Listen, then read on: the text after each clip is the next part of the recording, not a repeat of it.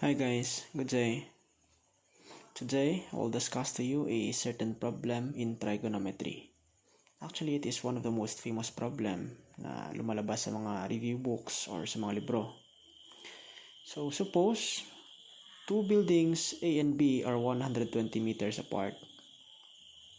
An engineer standing succeeding at the bases observes that the angle of elevation of the top of building A, okay, so ito sa building A, is twice that of the building B. Okay? So, ano yung nangyari? If you have building A and B, okay? An engineer standing at the base of building B, tiningnan niya ngayon yung top ng building na ito.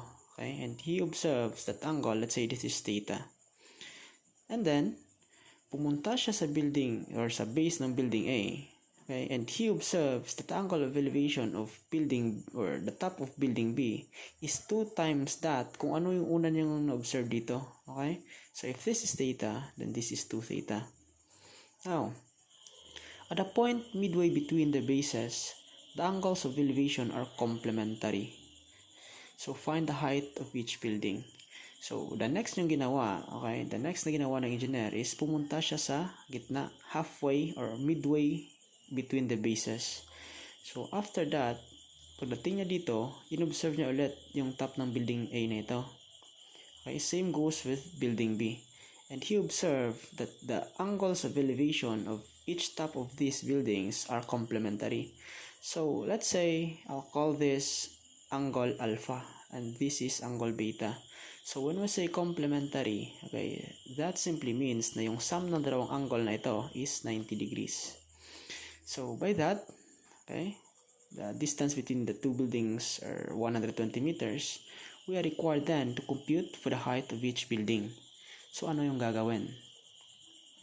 So yung gawin mo, you have actually 1, 2, 3, 4, 5 unknowns.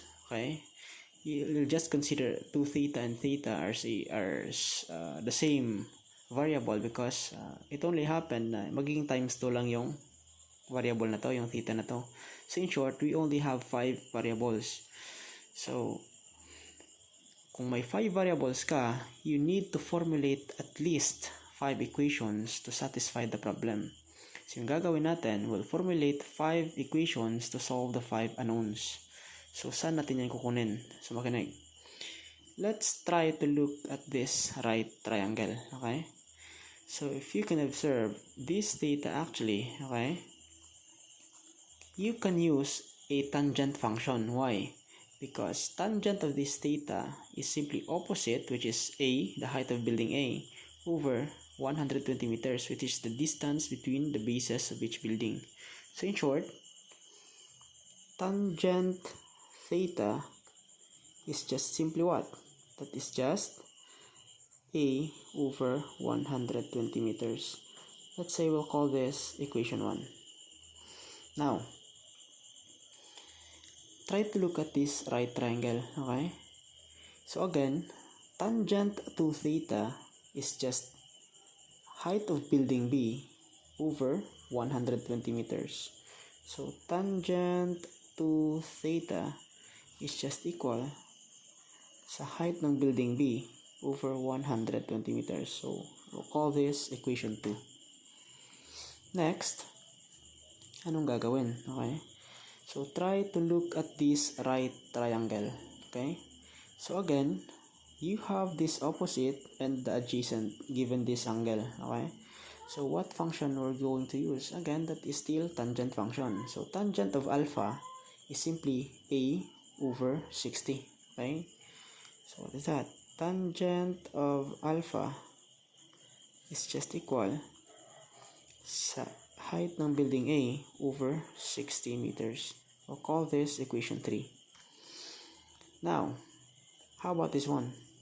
Tangent of beta is simply B over 60. So tangent of beta is just height of building B over 60. Let's call that equation number 4. And lastly, we have again 5 unknowns or 5 variables. So, kulang pa tayo ng isa pang equation. Saan natin yung kukunin? Kukunin natin yan, okay? Kukunin natin yan mula sa statement na ito.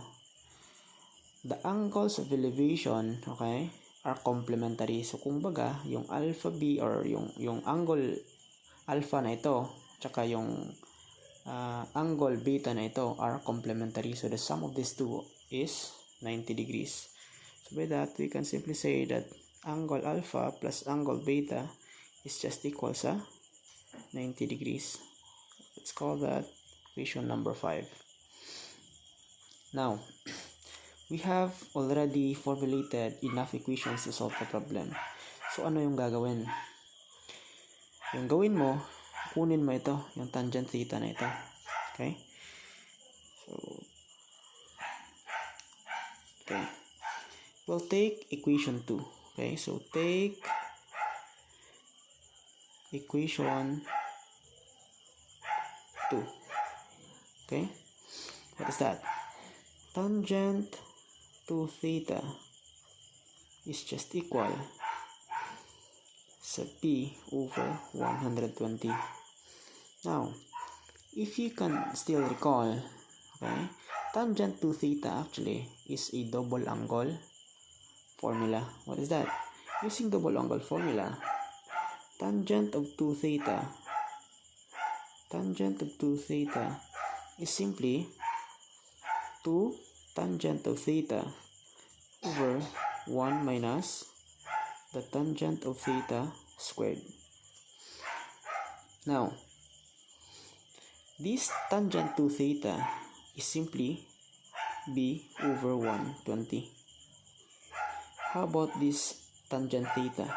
Yung tangent theta na yan, kunin mo dun sa equation 1. What's that? 2 times the tangent of theta, which is a over 120 all over 1 minus a over 120 squared. Okay? Rewriting the equation and taking the LCD, yung mangyayari, ito is magiging 2a, yung 120 na ito, mapupunta sa ilalim. This is just 120. Now, what is the LCD of this? 1 and a over 120 squared. So, mangyayari, this is just 120 squared. 120, mapupunta doon. This is 120 squared minus a squared. Okay. Yung 120 na ito is simply actually cancelled out. So, the result is what? Yung 120 sa ilalim nito, pwede mo itong ilagay doon. Again, if you are dividing fraction, you can simply multiply it by its reciprocal. So, yung 120 na ito, mapupunta sa taas. So, b therefore is simply what? It's just 2a times 120 squared over 120 squared minus a squared. So, stop muna tayo dyan. Okay? Stop muna tayo dito. Okay? Let it be that way muna. Anong gagawin? Okay? We'll now take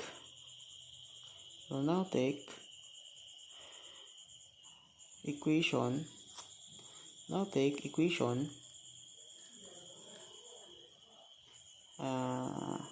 3. Okay? Ano yan? The tangent of alpha is simply equal sa a over 60. Now, what is alpha? Actually, alpha is simply 90 degrees minus beta. Okay? So, substituting tangent of 90 minus beta is just equal sa a over 60. Now, what is this tangent 90 minus beta? Actually, this is just equivalent sa cotangent of that angle beta. How? Question is how?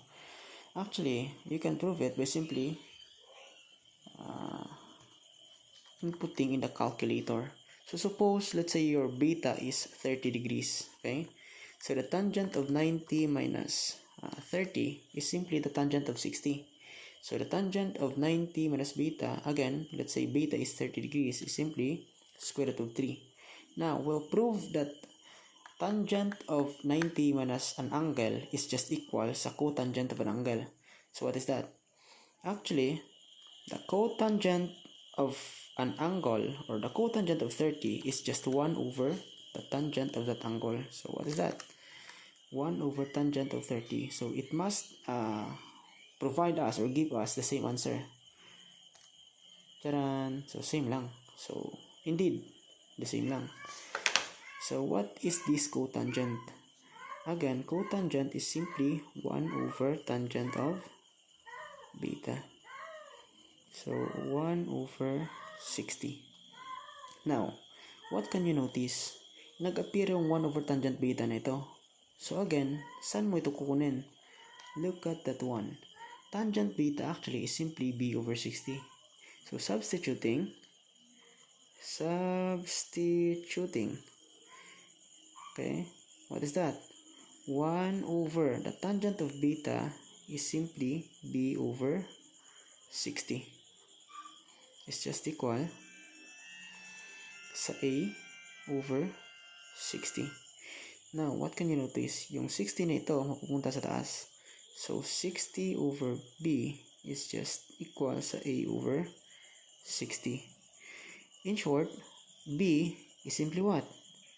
B is simply, okay, yung 60 na ito, multiply mo doon. Okay? Yung b na ito, lagay mo dito.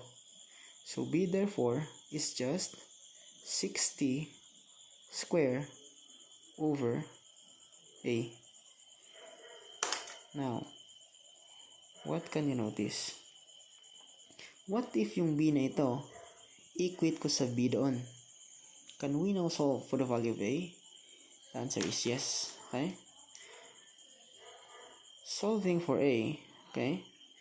Solving for a, what is that? Solving for the height of building A, okay? By equating b to this equation, therefore 2a times 120 squared over 120 squared minus a squared is simply equal to this value of b, which is 60 square over a. Okay, so we'll now input this to the calculator and compute for the value of a. What is that? 2 alpha a or 2 alpha x times 120 square over 120 square minus alpha x square, which is the value of a, equals 60 square over alpha x. Shift, solve, equals. Okay? Now, the value of a is simply 40 meters. Question is, what is the value of b? Okay? Solving for the value of b. Solving for the value of b for p. Okay? What is that? b is simply 60 square. Okay? We'll use this equation to solve the value of b. 60 square over a. In short, b is just 60 square over the value na nasolve natin kay a. That is 40. So therefore, b is just what? 60 square divided by 40 gives us the height of building b, which is 90 meters. Okay, so this is the answer. Now, I'll give you some technique to solve this problem in just maybe 5-10 seconds. Okay? How? Okay? I will introduce to you my shortcut. Makinig. Kapag nakakita ka ng problem na ito, okay? Huwag ka na magsulat. Okay? Anong gagawin? Okay? If you have this situation, okay? Pag nilaro mo lahat ng equation na ito, 1, 2, 3, 4, 5, actually, you can come up with a shortcut of what? Okay? If you have this distance between these two buildings, given the same case, okay? That is 120 meters, right? I-divide mo ngayon yan sa 2. Okay? Here in this case, magiging 60 siya. And I call this 60 as x. So, kumbaga, gawin ko tong x, which is 60 meters. Same goes in here. X is 60 meters. Okay, ito yun siya. The distance or the half of the distance between the two buildings. So now, connect. What is the shortcut? Okay? The shortcut or my shortcut, actually I derive it myself. The shortcut here is what? The height of the building A, kunin mo yung x na yan. Okay? The height of building A is simply what? That is just the 2/3 of the half of the distance between the building. So, if nagkataon na yung half ng distance na yan is 60 meters, okay? 60 divided sa 3. That is actually 20. 20 times 2. This gives us the height of building A, which is 40 meters. Charan! Okay? Now, how about for building B? For building B, anong gagawin? Okay? Kung yung building A is 2/3, okay? Yung building B naman is what? That is simply 3/2 of x. So, if it happened na yung distance between the building is 120, x therefore is just 60. So, 60 divided sa 2 is 30. 30 times 3, this is 90 meters. So, eto, yung formula na ito. Okay? Huwag mo tong kalimutan yung dalawang ito. Okay? This is Engineer CAPZ formula. So, CAPZ yan. Okay? So, I hope makatulong. Again, pag nakita mo yung problem na yan, huwag ka na mag-compute. That is just simply 2/3 of x and 3/2 of x. So, that's all. Thank you.